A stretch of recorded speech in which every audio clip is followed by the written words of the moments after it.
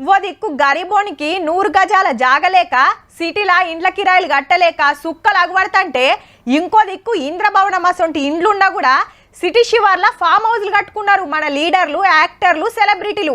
అది కూడా ఏడంటే శాన మటుకు గండిపేట దిక్కే. పైసలు ఉన్నోళ్ళు ఇండ్లు కట్టుకుంటారు, ఫామ్ హౌస్లు కట్టుకుంటారు, గండ్లేం తప్పులేదు. కానీ రూల్స్ వాటించాలి కదా. ఒకళ్ళ వాటించకుంటే యాక్షన్ తీసుకోవాల్సిన వాళ్ళు తీసుకోవాలి కదా.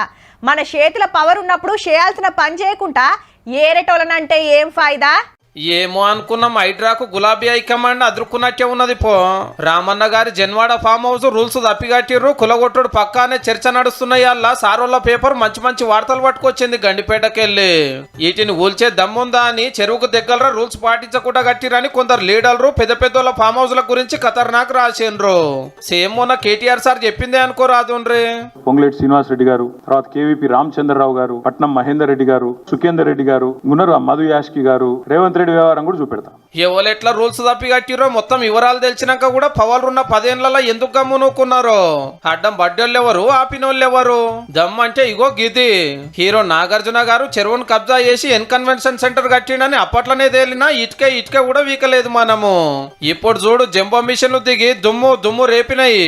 శివరాంపల్లి చెరువును మింగి ఎంఐఎం ఎమ్మెల్యే బంగ్లా కడుతుంటే రప్పున జేసీపీలు ఉరుకొచ్చి జప్పున గులగొట్టే.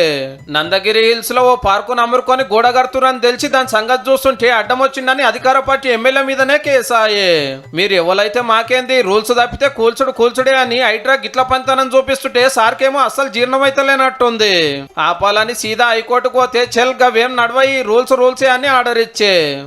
హైడ్రామా అదే హైడ్రానో అమీబానో ఇది ఉంది కదా. చెరువులు, కుంటలు, పార్కులు, సర్కార్ జాగాలు కాపాడటానికి హైడ్రా రువ్వడి మీద ఉరుకుతుంటే పబ్లిక్ అంతా జేజేలు వలుకుతుంటే హైడ్రా డ్రామా అని కారోళ్ళు చెంగడం బింగడం ఎగురుడే గమ్మతున్నది.